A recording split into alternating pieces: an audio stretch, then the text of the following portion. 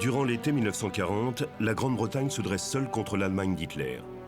Une étroite bande de mer, la Manche, la sépare encore de l'Europe occupée par les Allemands. Les victoires éclatantes remportées par Hitler au cours des 9 premiers mois de la Seconde Guerre mondiale ont stupéfié le reste du monde.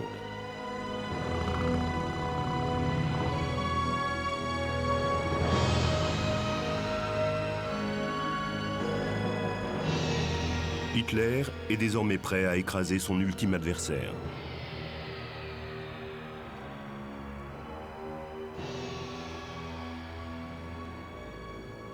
Le nouveau Premier ministre britannique, Winston Churchill, annonce au monde que la campagne de France a pris fin et que la bataille d'Angleterre est sur le point de commencer.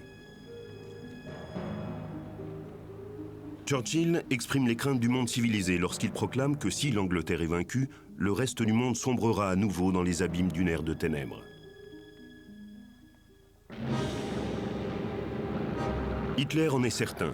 Pour réussir l'invasion de l'Angleterre, l'Allemagne doit d'abord anéantir la Royal Air Force au sol et dans les airs.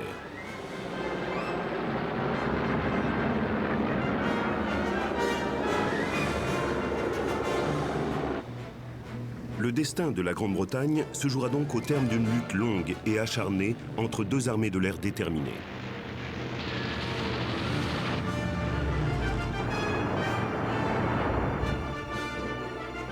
Cette lutte sera également une confrontation entre deux personnages diamétralement opposés. Le commandant en chef de la British Royal Air Force, le maréchal de l'air Sir Hugh Dowding, et le commandant en chef de la Luftwaffe allemande, le Reichsmarschall Hermann Göring.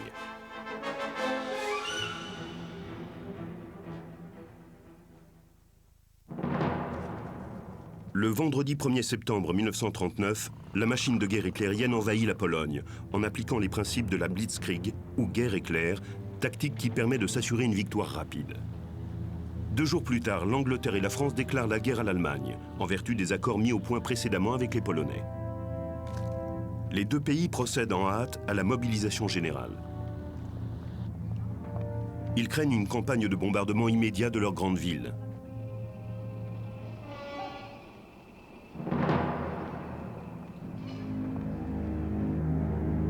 À Berlin, redoutant les représailles des bombardements alliés, les Allemands ne déclenchent cependant pas d'offensive aérienne contre l'Alliance de l'Ouest.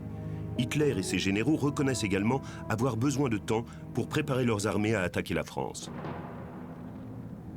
Durant l'hiver 1939 et le printemps 1940, il y a impasse dans ce qu'on appellera plus tard la drôle de guerre ou Sitzkrieg, une activité militaire limitée sur le front de l'Ouest.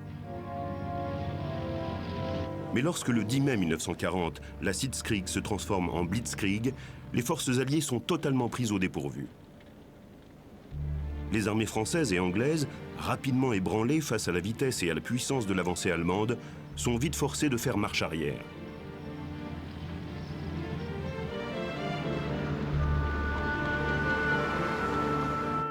Les forces allemandes atteignent bientôt les ports de la Manche et seul le miracle de l'évacuation de Dunkerque permet aux troupes anglaises engagées en France de s'échapper, évitant ainsi leur anéantissement.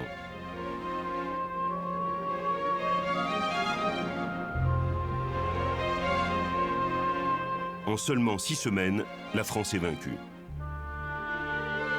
Hitler est convaincu que l'Angleterre va demander la paix.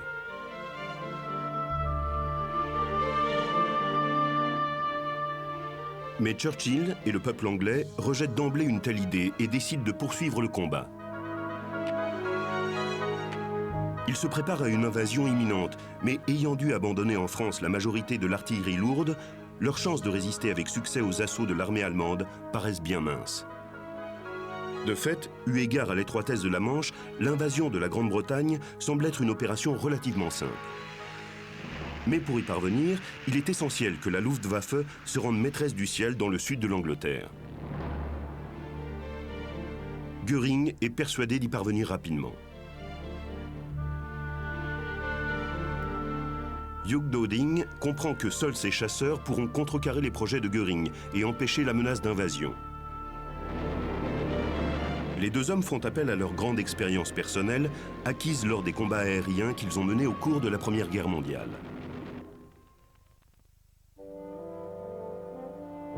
Né en 1882, Hugh Dowding est le fils d'un directeur et il fait ses études au Winchester College, une prestigieuse université anglaise. Il rejoint l'armée à l'âge de 17 ans et intègre la Royal Artillery. Après un brillant début de carrière mené à l'étranger, il apprend à piloter et gagne ses galons en 1913 en rejoignant la Royal Flying Corps qui vient d'être fondée. Dowding se distingue à la fois comme pilote et comme commandant au cours de la Première Guerre mondiale. En 1915, il est à la tête d'une escadrille. Au moment de l'armistice de novembre 1918, il a atteint le grade de général de brigade aérienne au sein de la toute jeune Royal Air Force. Au début des années 30, Hugh Dowding sert à un poste clé. Il est chef de la branche intendance et recherche au ministère de l'Aviation.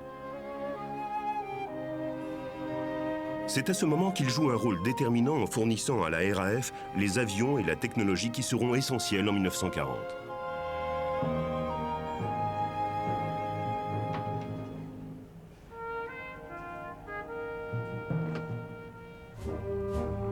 Deux nouveaux monoplans entrent en service, le Hawker Hurricane et le Supermarine Spitfire.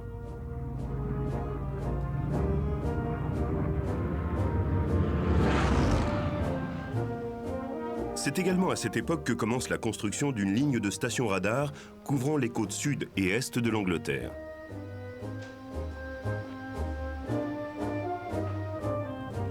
Dowding est en mesure de tirer les profits de sa politique en prenant, en 1936, la tête du Fighter Command nouvellement créé.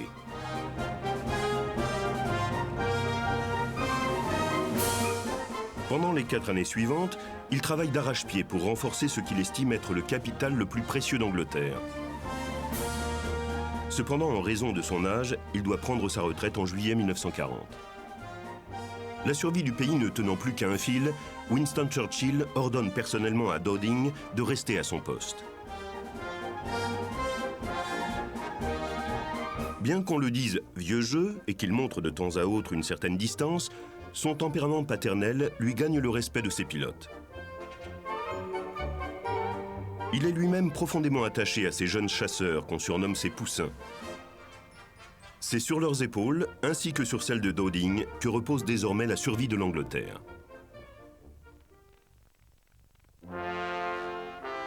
Hermann Göring a 11 ans de moins que Dowding.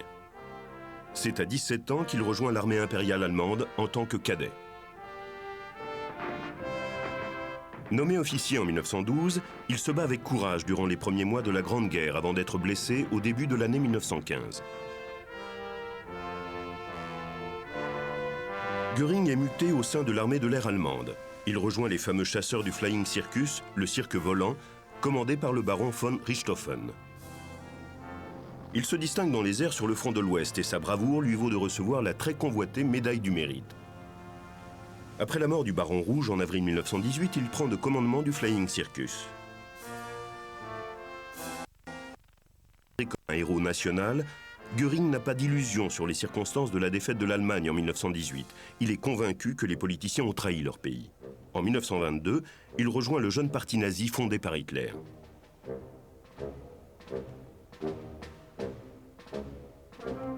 Il est blessé à l'estomac lors du putsch raté de la brasserie à Munich en novembre 1923. Aux yeux du chef du parti nazi, cet engagement pour la cause fait de Göring la combinaison parfaite entre le héros de guerre et le héros politique. Hitler le récompense en lui donnant marque honorifique et pouvoir. Göring réorganise les membres des sections d'assaut nazis, ou SA, et, plus important, fonde la nouvelle armée de l'air allemande, la Luftwaffe. Surnommé entre autres l'homme aux 1000 costumes, Göring est dans tous les sens du terme plus vrai que nature. En juillet 1940, il annonce à Hitler que sa stratégie aérienne est au point. L'invasion de l'Angleterre peut commencer. Il est convaincu que sa Luftwaffe, numériquement supérieure et endurcie au combat, va rapidement balayer des cieux les chasseurs de la RAF. C'est un Dowding sombre mais résolu et un Göring suprêmement confiant qui se prépare maintenant à ce qui sera, ils le savent tous deux, leur bataille décisive.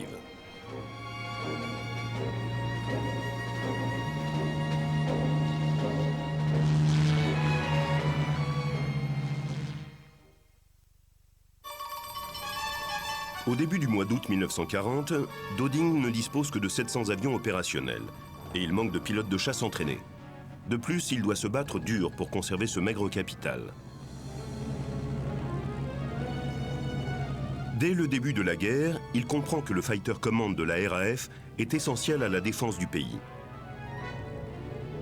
Pourtant, en mai 1940, le gouvernement anglais prévoit d'envoyer un nombre considérable de ses pilotes de chasse outre-Manche dans le but d'aider les Français. Döding fait pression sur le gouvernement en déclarant que non seulement ce sacrifice ne permettrait pas de sauver la France, mais signerait surtout la défaite de l'Angleterre. Les avions restent sur place, ce qui donne à Döding une chance de tenir à distance la Luftwaffe de Göring. Son Fighter Command est conçu pour assurer la défense de tout le pays et maintenir des réserves de renforts. Döding divise le territoire du pays en 4 fighter groups. Les groupes 13 et 12 couvrent le nord et les Midlands. Le groupe 10, le sud-ouest. Quant au numéro 11, il protège la zone critique du sud-est de l'Angleterre. Cette stratégie aide Döding à organiser une défense en profondeur, lui permettant de garder des réserves de renforts en permanence. Pourtant, avec ses faibles effectifs, il doit faire face aux attaques de la Luftwaffe venant de 2 directions différentes, de l'autre côté de la Manche et de la mer du Nord. L'approvisionnement en nouveaux avions de chasse n'est pas un problème. En mai 1940, Churchill nomme à la tête du ministère de la production aéronautique le dynamique mania de la presse, Lord Beaverbrook. Ce dernier procède à la réorganisation de l'industrie aéronautique, qui permet en 3 mois de doubler la production de chasseurs, portant ainsi à 100 le nombre de nouveaux Hurricane et Spitfire créés chaque semaine. Mais Döding reste profondément inquiet face à la pénurie de pilotes qualifiés et expérimentés. C'est ce manque qui limite la disponibilité d'avions opérationnels. Pour compenser cette lacune, il dispose cependant d'un atout inestimable, le Chinholm, premier système de radar de détection. Il s'agit d'un réseau de stations radars à longue et courte portée disséminées le long des côtes de l'Angleterre. Les radars permettent de détecter un avion allemand à l'approche jusqu'à 160 km des côtes. Les centres d'opération radar transmettent les informations sur l'activité aérienne en téléphonant au Fighter Command et aux différents quartiers généraux.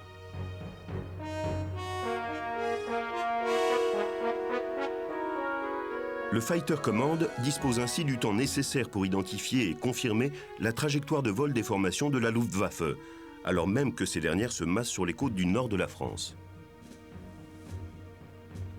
Une fois les détails confirmés par le Fighter Command, celui-ci alerte les bases aériennes concernées, donnant aux pilotes des informations sur l'altitude, la distance et la taille de l'escadrille ennemie. Puis, les escadrilles de chasseurs désignés décollent sur alerte pour affronter la menace allemande.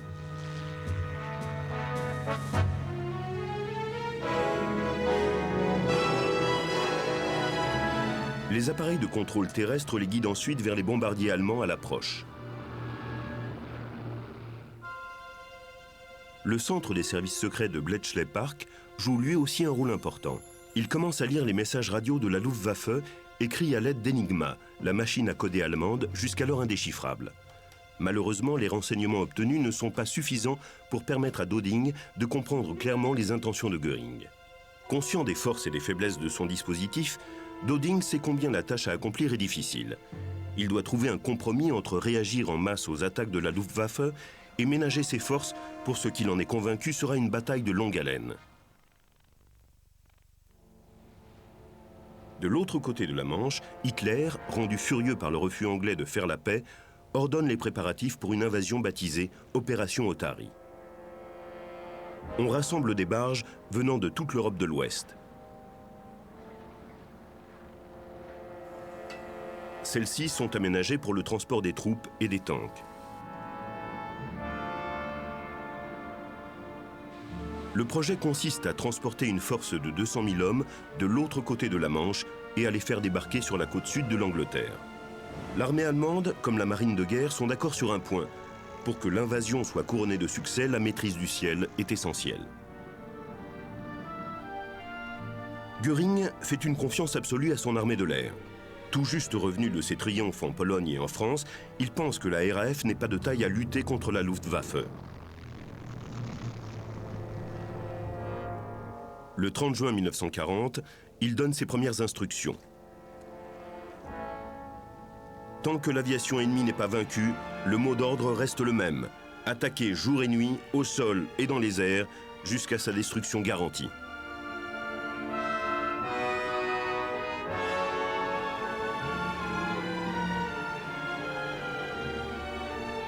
Face aux 700 chasseurs de la RAF, Göring dispose de plus de 3000 avions, dont 1200 chasseurs.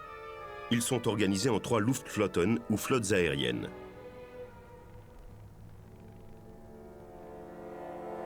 Les flottes de la Luftwaffe sont composées de la Luftflotte 3, dont les quartiers généraux sont à Paris, la Luftflotte 2, contrôlée depuis Bruxelles, et la Luftflotte 5, basée à Stavanger, en Norvège. Pour commencer, Göring attaque les convois britanniques sur la Manche, dans le but d'inciter le Fighter Command à riposter en s'engageant dans une bataille d'usure qui l'affaiblirait inexorablement. Au cours du mois de juillet 1940, la Luftwaffe bombarde les navires de commerce britanniques, ainsi que les ports du pays, en particulier la zone étroite entre le Pas-de-Calais et le port de Douvres, dont on dit bientôt qu'il est le siège des flammes de l'enfer.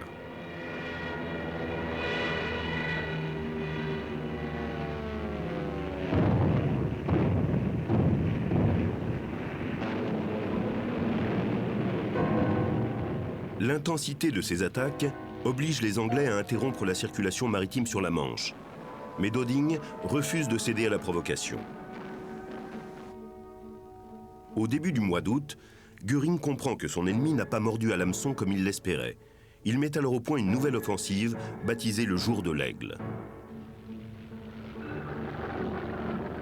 Tout d'abord, il a l'intention d'aveugler les défenses de son adversaire en détruisant ses stations radars.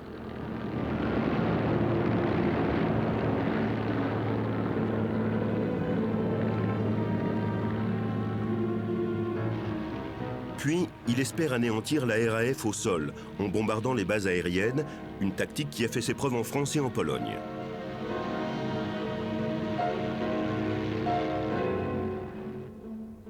Pour mener à bien ces opérations capitales, Göring compte principalement sur 2 types de bombardiers, le Junker Ju-88 et le Heinkel HE-111.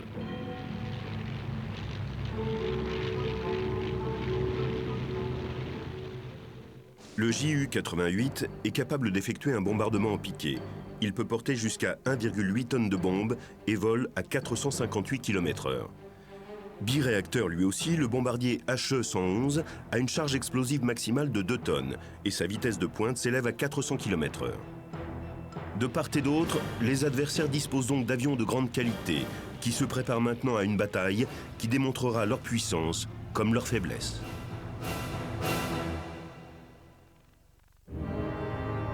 Bien qu'elle n'existe que depuis 1935, la Luftwaffe de Göring est parfaitement entraînée en août 1940. De plus, beaucoup de ses équipages ont connu l'expérience des combats aériens pendant la guerre civile espagnole, en Pologne et en France. Göring a mis au point un programme d'entraînement très efficace, capable de former 800 nouveaux pilotes chaque année, alors que la RAF ne peut en instruire que 200. Le chef de la Luftwaffe a une confiance absolue en ses hommes. Ils n'ont pas seulement l'avantage d'être supérieurs en nombre, ils ont en plus, aux yeux de Göring, la chance de voler dans les meilleurs avions du monde. Göring compte en particulier sur des pilotes comme le major Adolf Galland et Werner Mölders, 2 as qui combattent depuis la guerre d'Espagne.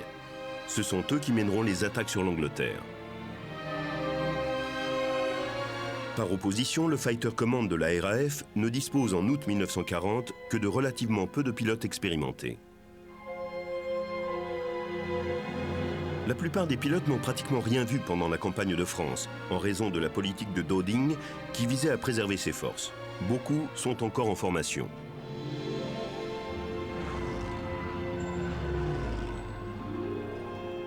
Comparés à la Luftwaffe, les pilotes de chasse de la RAF forment un ensemble contrasté. On y trouve des Anglais de la haute société, en passant par des sous-ofs durs à cuire, et ceux qui viennent de pays occupés par Hitler jusqu'aux hommes des dominions. On compte même un groupe enthousiaste de volontaires américains.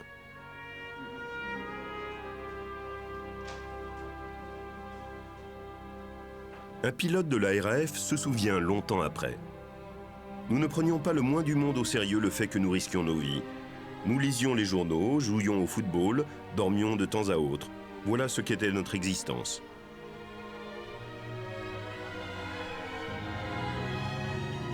Les tactiques du Fighter Command se basent sur une série d'attaques combinées menées sur les avions ennemis engagés, différentes selon que ces derniers se trouvent plus haut, plus bas ou à la même altitude qu'eux. La formation standard est composée de 3 avions formant le V de la victoire jusqu'à ce que le chef d'escadrille désigne un type d'attaque donné. Ces pilotes s'exécutent alors comme pour une manœuvre. Les Allemands, au contraire, ont une approche bien plus souple du fait de leur grande expérience au combat. Ils utilisent la formation dite du Schwarm ou de l'essaim. Les chasseurs volent en paire ou par groupe de 4, s'assurant ainsi une bonne protection mutuelle et une plus grande flexibilité au combat.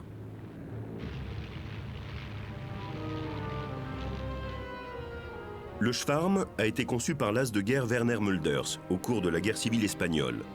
Puis il a été perfectionné et amélioré pendant les campagnes de Pologne et de France en 1939 et 1940. La Luftwaffe dispose également d'un service de sauvetage en mer extrêmement efficace, mis au point lors des combats au-dessus de la Manche.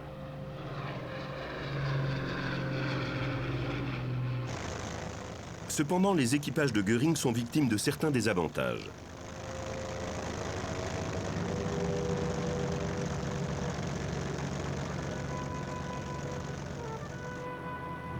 Leurs avions n'étant pas conçus pour porter une charge suffisante de bombes, ils n'entrent pas dans la catégorie des bombardiers véritablement stratégiques. D'autre part, les chasseurs allemands disposent d'une autonomie de vol très limitée. Leurs réserves de carburant ne leur permettent pas de rester plus de 10 minutes au-dessus du ciel de Londres, après quoi ils doivent retourner vers leur base française. Les bombardiers se retrouvent souvent sans la protection des escortes de chasseurs, et ils deviennent alors une cible facile pour les pilotes de la RAF.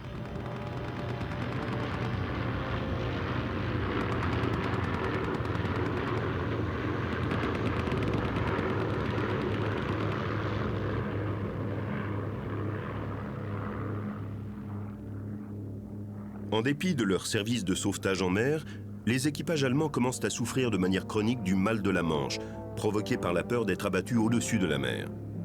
Cette crainte est exacerbée par l'épuisement croissant ressenti au fur et à mesure des combats.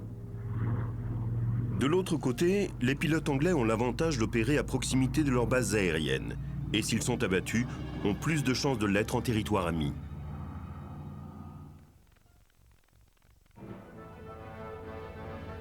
Pour ce qui est des avions de chasse eux-mêmes, le Supermarine Spitfire, avec son moteur Merlin Rolls-Royce et ses 8 mitrailleuses 303 Browning, est en mesure de faire face au principal chasseur allemand, le ME-109.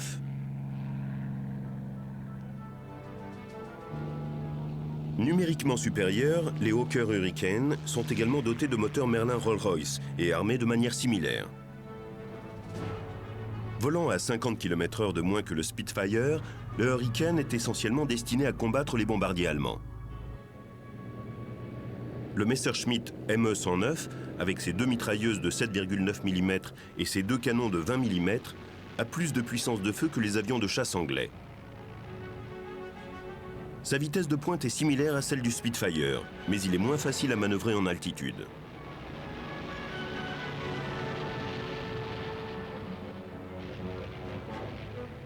L'autre chasseur allemand, le ME-110 biplace, est un avion multifonction, principalement employé comme escorte rapprochée des bombardiers. Il est également utilisé pour des missions de bombardement spécialisées.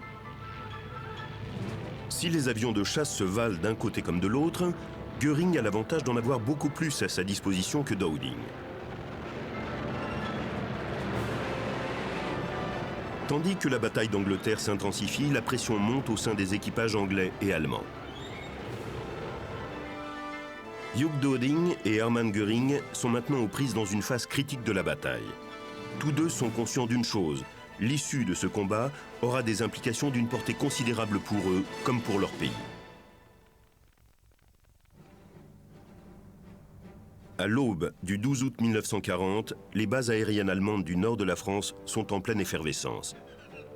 Les pilotes et les équipes au sol préparent les avions pour ce qui doit être l'offensive décisive de Göring contre les défenses aériennes anglaises. Ce jour-là, la Luftwaffe lance des attaques sur 5 stations radars côtières, 3 centres de contrôle aérien du Fighter Command, ainsi que d'autres cibles. Le 13 août, Göring déclenche une offensive massive contre d'autres bases aériennes et installations radars.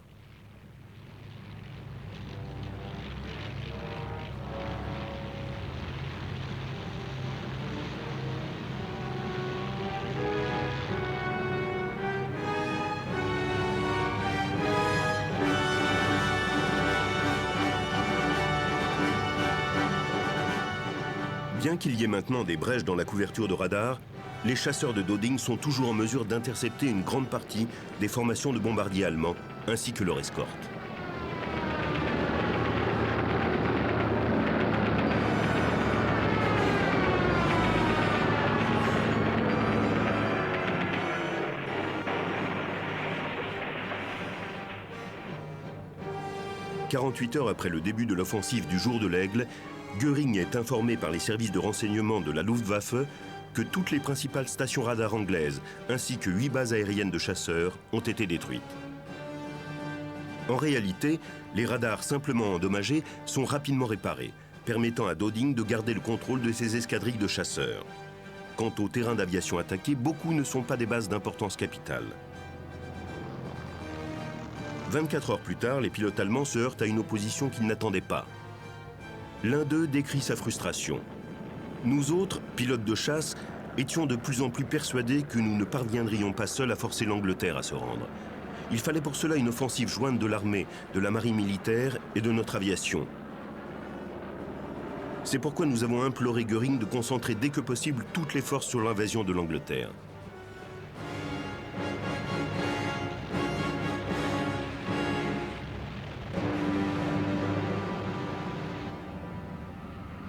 Alors que le 15 août, les défenses aériennes anglaises se préparent à une nouvelle offensive, les Allemands repartent attaquer le sud-est du pays.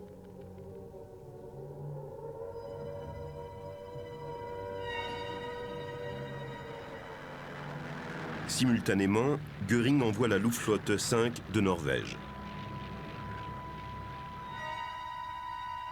Malheureusement pour elle, beaucoup de ses avions sont abattus. Cette défaite marque la fin de son rôle dans la bataille d'Angleterre. Le 18 août, lors de nouvelles attaques contre les bases aériennes, la Luftwaffe perd encore 71 avions, mais elle inflige des pertes sévères aux bases de Döding.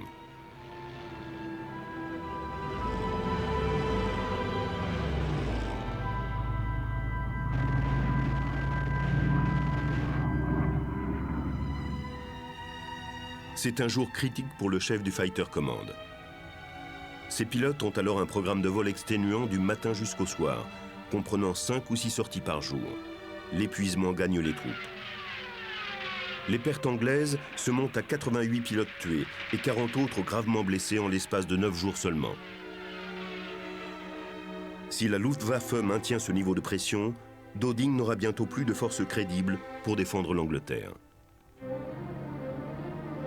Par chance, le pays connaît alors une brève période de mauvais temps, que le chef du Fighter Command met à profit pour échanger une partie des escadrilles épuisées du groupe 11 avec des équipes plus fraîches du groupe 13, basées dans le nord.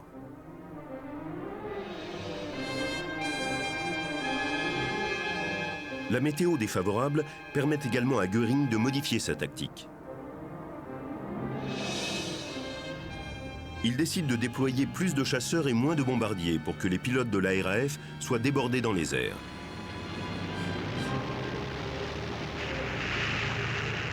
La seconde phase commence le 24 août avec une offensive allemande massive contre les bases aériennes anglaises, les centres d'opération et la base navale de Portsmouth.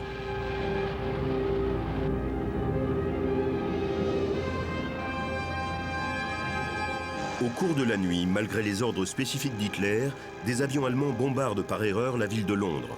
Cette grave bévue va avoir une influence décisive sur l'issue du face-à-face entre Döding et Göring. Pour riposter, le Premier ministre Winston Churchill ordonne immédiatement un raid de bombardement sur Berlin. Le commandement tactique aérien exécute cette mission pendant la nuit suivante.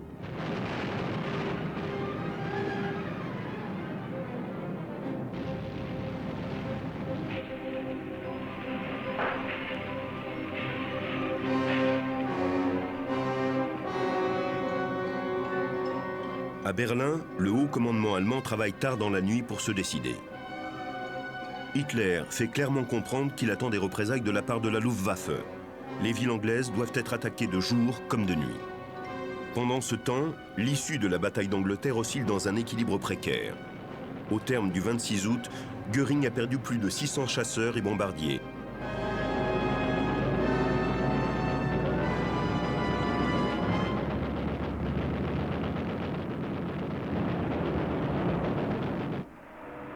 Et le Fighter Command de Dowding, quelques 200 avions de chasse. Durant les 2 semaines qui couvrent la fin du mois d'août et le début du mois de septembre, 103 pilotes du Fighter Command sont tués et 128 gravement blessés. Dowding commence à être très préoccupé par ses pertes d'effectifs. Pire, les attaques de Göring sur les bases aériennes remportent un succès croissant. Beaucoup d'avions de Dowding sont détruits au sol et des terrains d'aviation stratégique réduits à l'inactivité pour plusieurs jours. Face à la pression incessante de la Luftwaffe, l'Angleterre commence à perdre ses avions de chasse plus vite encore que l'Allemagne. Presque 500 en l'espace de 2 semaines.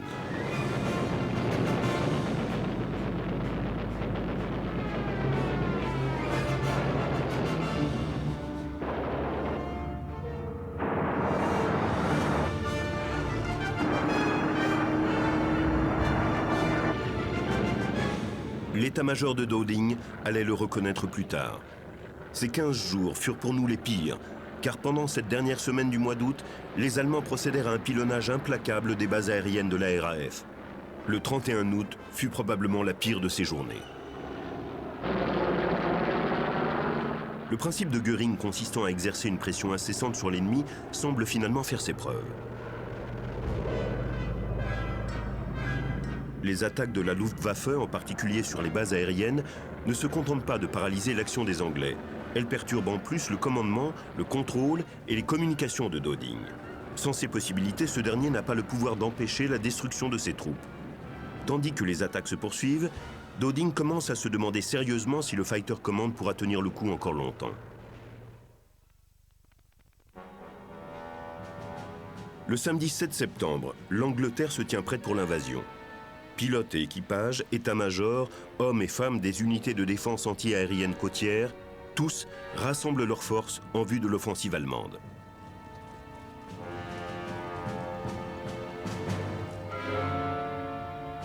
À mesure que la journée passe, la tension grimpe. Mais le ciel reste remarquablement calme. Finalement, en fin d'après-midi, Göring monte la plus grande armada aérienne de toute la bataille d'Angleterre.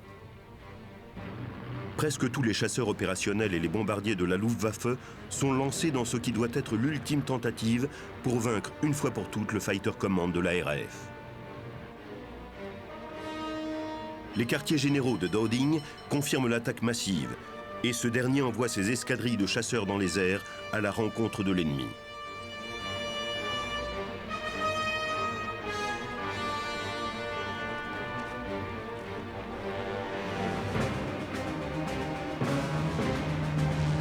Les pilotes anglais sur le point de se battre doutent de pouvoir empêcher la percée de l'adversaire et les conséquences fatales que cela impliquera.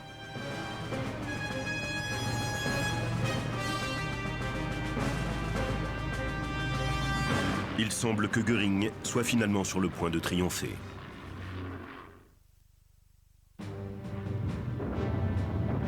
Dans l'après-midi du 7 septembre 1940, les canons de la DCA qui protègent le sud-est de l'Angleterre engagent le combat avec l'armada aérienne lancée par Göring, censée, comme le suppose Dowding, se diriger vers ses bases affaiblies. Puis survient ce que Dowding décrira plus tard comme le miracle de la bataille d'Angleterre.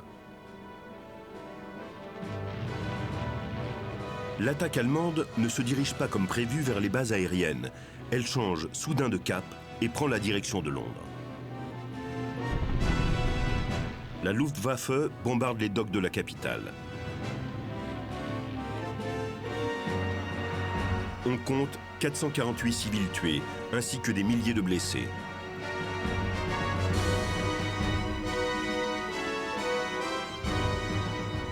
Göring espère que cette tactique attirera ce qui reste des chasseurs anglais dans les airs pour mieux les détruire ensuite.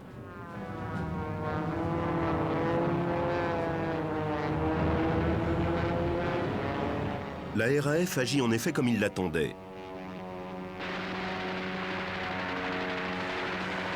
Mais l'issue du combat qui s'ensuit n'est pas celle que Göring avait prévue. Les chasseurs anglais abattent 39 avions ennemis, contre 31 de leur côté. C'est une maigre victoire, mais suffisante pour Dowding, qui sent qu'un tournant décisif est atteint. La ville de Londres subit plusieurs assauts au cours des semaines suivantes. Les bombardements font 1 millier de morts civils et encore plus de blessés et de sans-abri.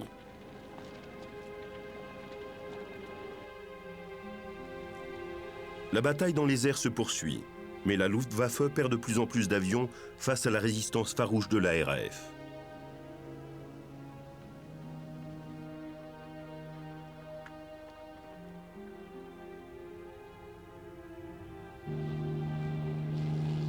En décidant de reporter les attaques des bases aériennes sur la ville de Londres, Göring offre à Dowding et à ses troupes un répit capital.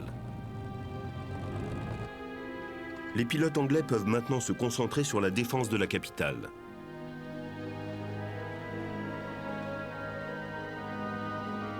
Mais Göring le déclare à Hitler.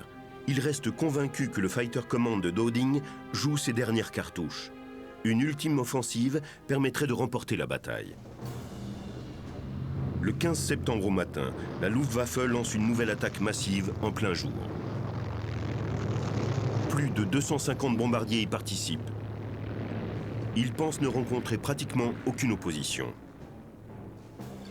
Mais Dowding les attend de pied ferme.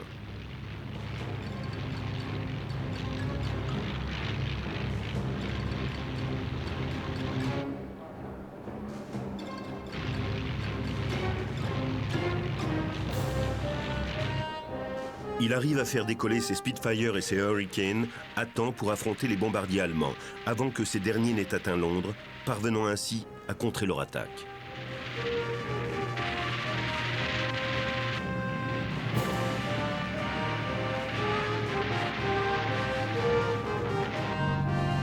Puis les chasseurs du Fighter Command retournent à leur base pour faire le plein de carburant et de munitions, en vue d'une prochaine offensive, si elle doit arriver.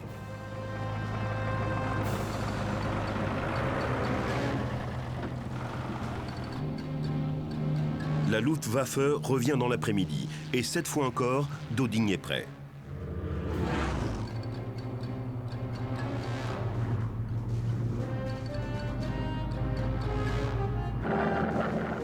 À cette occasion, les escortes de chasseurs échouent totalement dans leur rôle protecteur des formations de bombardiers.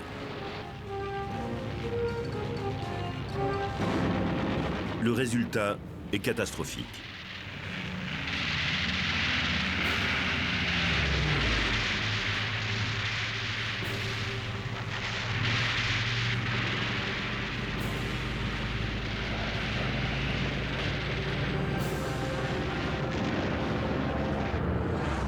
Même s'il perd 27 avions, le Fighter Command de Dowding parvient à détruire près de 60 bombardiers et chasseurs allemands à la fin de la journée. Sur le plan psychologique, cette défaite porte un coup fatal aux pilotes de Göring et elle balaie les dernières lueurs d'espoir de conquête que nourrissaient encore Hitler et ses commandants vis-à-vis de l'Angleterre. Au soir du 15 septembre 1940, la RAF a regagné la maîtrise du ciel dans le sud du pays.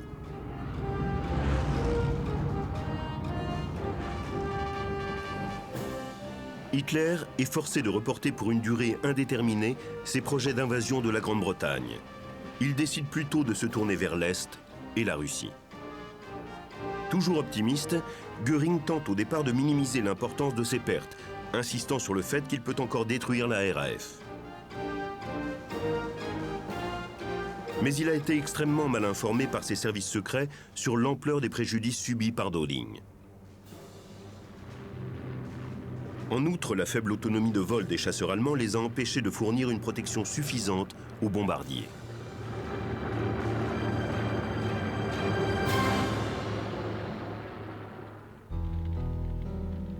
Göring cherche à venger sa défaite face à Döding en menant des offensives nocturnes prolongées contre les villes anglaises.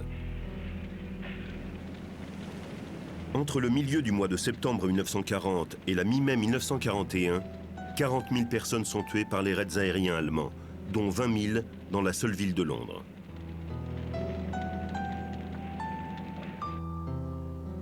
Mais ces attaques, connues également sous le nom de Blitz, renforcent plutôt qu'elles ne sapent le moral et la résolution du peuple anglais. La bataille d'Angleterre elle-même est un grand tournant dans la Seconde Guerre mondiale.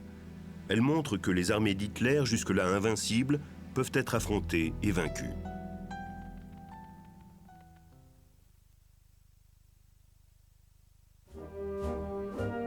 Le général d'armée aérienne Sir Hugh Döding est incontestablement l'un des grands héros de la Seconde Guerre mondiale. Sa vision et sa détermination ont sauvé l'Angleterre. Après sa victoire, Döding est nommé à la tête de la British Air Mission des États-Unis.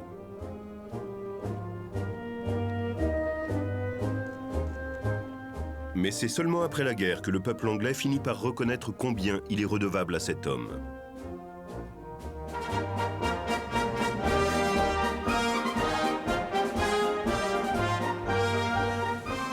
Döding prend sa retraite en 1942 et reçoit du roi le titre de Lord l'année suivante.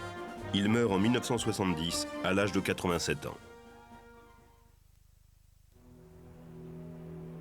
Bien qu'il commande la plus grande armée de l'air que l'histoire ait jamais connue, Göring, contrairement à Döding, n'a jamais fait le moindre effort pour comprendre la nature véritable et les limites des combats aériens. Sur le point de battre le Fighter Command Xang de Döding, Göring perd la bataille, car il change de cible au moment critique, relâchant ainsi la pression qu'il exerçait sur son adversaire. Ironie du sort, contrairement à Döding, Göring reste à la tête de l'armée de l'air allemande, mais il continue à faire des erreurs importantes qui mènent la Luftwaffe à sa perte. Après avoir tenté de s'emparer du pouvoir durant les derniers jours de la guerre, ce qui lui vaut d'être arrêté par la Gestapo, Göring est capturé par les forces américaines en mai 1945. Il est inculpé pour crime de guerre au procès de Nuremberg un peu plus tard au cours de la même année. Vous devez plaider coupable ou non coupable.